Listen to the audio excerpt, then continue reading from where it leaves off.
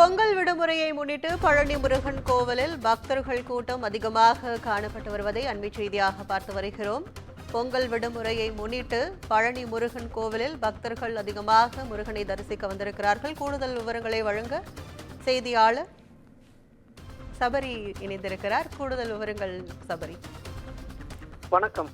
பழனி அருள்மிகு தண்டாயுதபாணி சுவாமி கோயிலுக்கு தைப்பூச திருவிழாவுக்கு முன்னதாக பொங்கல் விழாவை முன்னிட்டு பல்லாயிரக்கணக்கான பக்தர்கள் சுவாமி தரிசனம் செய்ய வருகை தந்தனர்.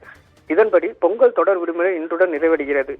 கோவை, ஈரோடு, திருப்பூர், திண்டுக்கல் என பல்வேறு மாவட்டங்களில் இருந்து பல்லாயிரக்கணக்கான பக்தர்கள் பாத யாத்திரையாக பழனி கோவிலுக்கு வந்து சேர்ந்தனர். இதனால் கிரிவீதியில் காணும் இடமெல்லாம் பக்தர் கூட்டம் அலைமோதியது.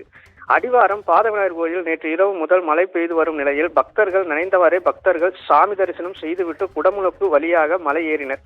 மலைக்கோயிலில் அருள்மிகு தண்டாயுதபாணி சுவாமியை தரிசனம் செய்ய நீண்ட வரிசையில் பக்தர்கள் காத்திருந்தனர். கூட்டம் காரணமாக பக்தர்கள் சுவாமி தரிசனம் செய்ய சுமார் 3 மணி நேரம் ஆனது. மேலும் பாத யாத்திரையாக வந்த முருக பக்தர்கள் குழுவினரால் பொங்கல் விழாவில் பொங்கலின் விலை அதிகரித்ததால் வித்தியாசமான முறையில் பிங்கோ, ஸ்நாக்ஸ் பாக்கெட்டை முருகனுக்கு அலங்காரமாக மாற்றி வந்திருந்ததை ஏராளமான பக்தர்கள் பார்த்து சென்றனர்.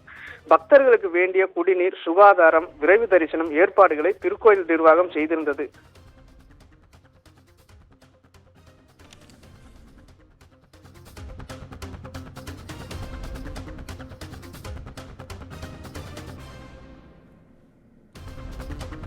விவரங்களுக்கு நன்றி சபரி.